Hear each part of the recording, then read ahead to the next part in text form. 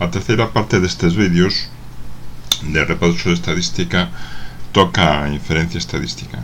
Xa falamos de estadística descriptiva, cálculo de probabilidade, ou sea, estadística aplicada, entre comillas, estadística teórica, e ahora a inferencia. A inferencia é algo que relaciona eses dos aspectos, a estadística descriptiva coa estadística teórica, no sentido de que nós queremos estudiar fenómenos reais dos que imos ter datos observados e imos construir un modelo asociando a unha variable aleatoria. Vale, o modelo que construímos é bo, o sea, é aceptable en función do que sabemos do fenómeno real. Aquí é onde entra en xogo a inferencia estadística, é a que nos di se en función dos datos observados, en función da realidade, o noso modelo pode aceptarse. Non que sea real, porque eso nunca o imos saber, pero sí que é aceptable que non ten grandes discrepancias ca realidade. Ese é o obxectivo da inferencia estadística, darnos unhas regras que nos permitan rexeitar ou non un modelo creado. Entón temos unha población que queremos estudiar, da cal queremos averiguar ou estudiar un fenómeno en particular que ten unhas características determinadas. Teorizamos sobre el e a teoría danos variables aleatorias, sumámoslo nunha variable aleatoria que depende dunha serie de parámetros que nos resumen as características que queremos estudiar do fenómeno. Ben, variables aleatorias son propostas teóricas, mentre que o fenómeno é algo real, é algo real que vai producir datos dos que podemos extraer unha mostra. Perfecto. Os datos desa mostra confirman os parámetros e a variable aleatoria que nos propuxemos na teoría. Responder a esa pregunta é o que fai a inferencia estadística, ou é para o que nos dá instrumentos a inferencia estadística. Porque na mostra, igual que a poboación se supón que ten unhas características determinadas que non sabemos e que queremos estudiar, a mostra vai ter esas mesmas características, pero si as podemos calcular, posto que xa temos os datos. E a partir de aí podemos decir, pois estas características son tales para a mostra, e podemos estimar como serían os parámetros teóricos se a poboación fose igual a esa mostra. Entón temos, por un lado, un modelo teórico con uns parámetros teóricos que queremos saber, que nos gustaría averiguar, pero para os cales fixemos unha proposta teórica, e temos os parámetros estimados que dependen da mostra. Son, ou intenta ser unha aproximación dos verdadeiros parámetros, pero non teñen por que ser iguais. De feito, cada mostra que collamos vai dar uns parámetros diferentes. A nosa idea é ver se eses parámetros que nos está dando a mostra en particular nos confirman o noso resultado. De acordo. Entón, primeiro, decía que estimábamos os parámetros ca mostra. Pois un estimador é unha media aritmética. Por exemplo, o estimador dun parámetro mudo é unha normal. A desviación típica é un estimador do parámetro sigma. Pode ser a desviación típica ou a raíz cadrada da cuase varianza. Chamemos de cuase desviación típica. Hai varios tipos de estimadores, ou sea, fórmulas que nos permiten calcular parámetros. Cales se escollen? Nas máis habituais xa están determinadas. Na normal xa vos acabo de decir cales son. Pero en xeral hai moitos tipos de fórmulas que poden calcularse, ou de poboacións ou de parámetros. De feito, sigues investigando e parecen máis. Entón, a proposta fanse propostas generalistas de créanse métodos para construir parámetros o máis óptimos posibles. O habitual, salvo que exista unha fórmula ou un estimador específico para un parámetro determinado, é usar o método de máxima verosimilitude para construílos e ter estimadores de máxima verosimilitude para un parámetro. Por qué? Porque cumplen unha serie de propiedades que os fan interesantes. Por exemplo, son asintóticamente normais, se temos datos suficientes sobre o comportamento normal, O mesmo para ensesgadez, para eficiencia, son consistentes, etcétera, etcétera. Entonces son propiedades interesantes que se cumplen xa solo pola forma en que está construído. Máxima verosimilitude dá un valor teórico para... dá un sistema de construcción. Entonces, con ese sistema de construcción podemos obter unha fórmula que cumple esas propiedades e que actúa como estimador de diferentes tipos de parámetros. Eso é a idea. Que ten de particular máxima verosimilitude?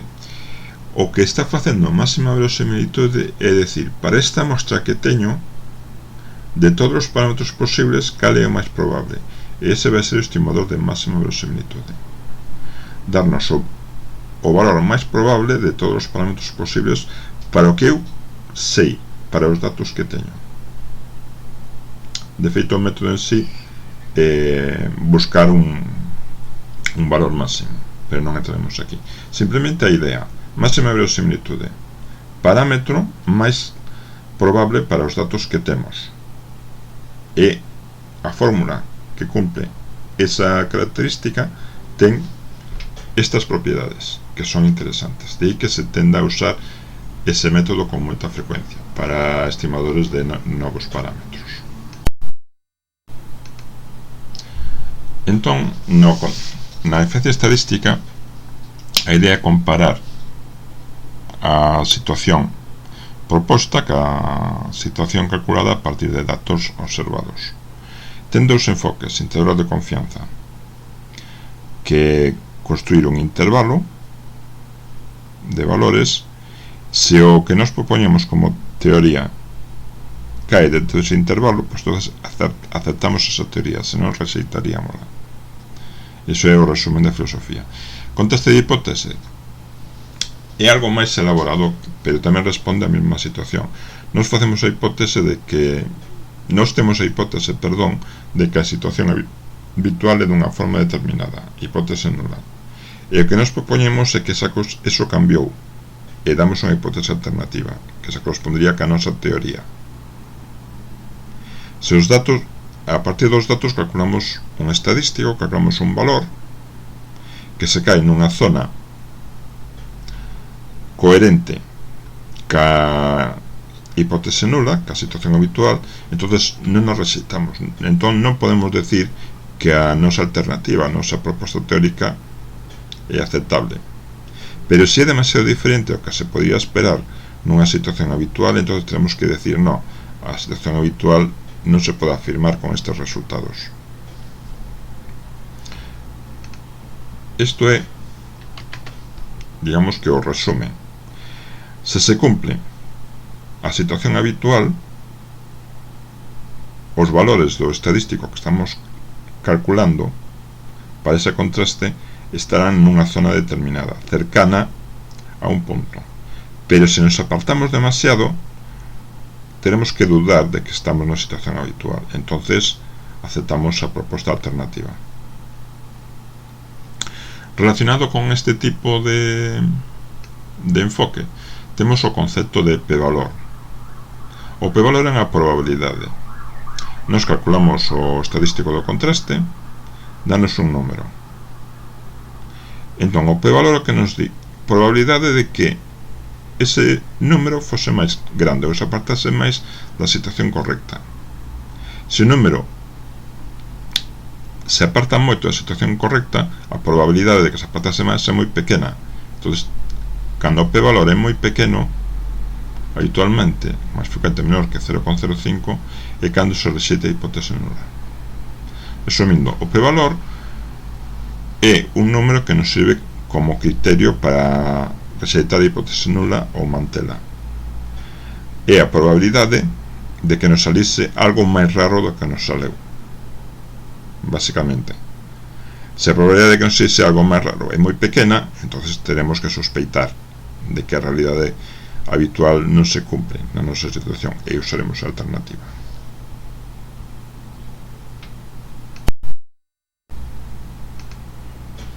Como exemplo desta filosofía dos contrastes, vou comentar os contrastes de bondade e xuste, que a máis adaptanse ao que comentaba sobre modelizar distribucións para as nosas variables.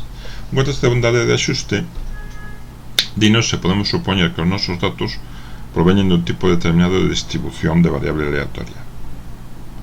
Neste caso, a hipótese nula é considerar que si proveñen desa distribución, que os datos, imaginad, son dunha distribución normal. Facemos o cálculo do estadístico de contraste, un valor a partir dos datos, se entra nunha zona determinada,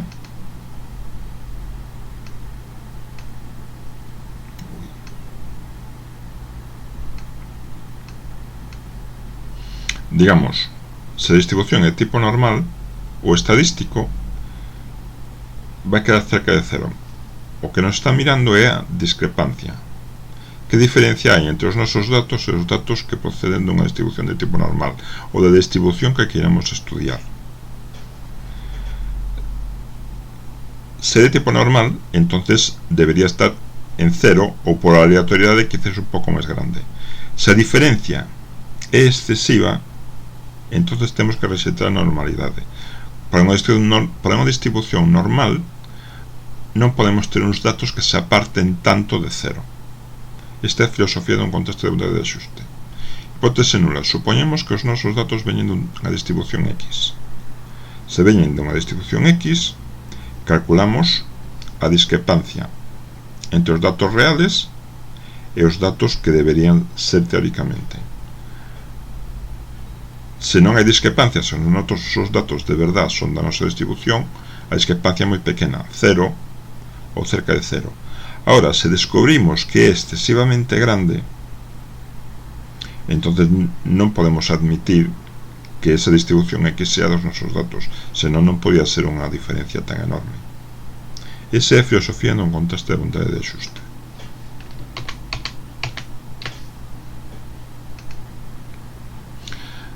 O máis habitual no noso caso é aplicalo en contrastes de normalidade. Por exemplo, Shapiro-Wilks considera que os datos seguen unha distribución de tipo normal. Entón, a alternativa, se a discrepancia é moi grande, os datos non son de tipo normal. Teríamos que rexeitarlo e buscar outra posibilidade.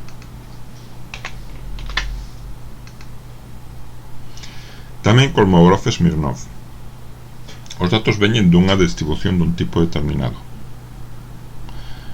que pode ser normal ou pode ser calquera outra. Esta é máis xenérica, non só se usa para datos normais. E entonces, se os nosos datos non teñen discrepancia, se o seu estadístico non se aparta demasiado de cero, podemos decir que acertamos, que a distribución é do tipo que nos propoñíamos. E se non, rexeitalo, decir, non, temos que probar con outra.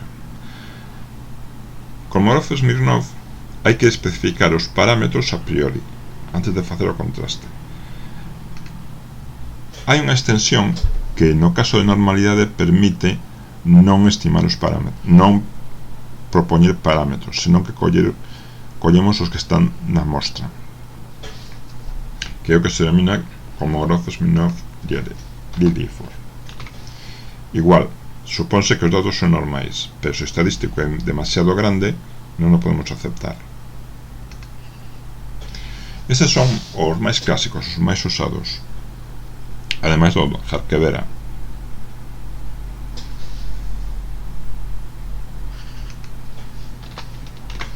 Que en econometría o que sempre mencionan. Hipótese onde os datos son de tipo normal, hipótese alternativa rexeitase a normalidade. Non é moi eficiente, pero é fácil de calcular. Imagino que por eso se ten o seu tanto en econometría. Máis moderno e potente é Anderson-Darling. Aparece originariamente para a normalidade, propoñendo os datos son de tipo normal. Contra a alternativa, os datos non son de tipo normal. Pero xa se desenvolveu para outro tipo de distribucións. O cal estás tamén transformando nun contraste xenérico. Simplemente hai que especificar a priori o tipo de distribución. Isto é o resumen para a inferencia estadística.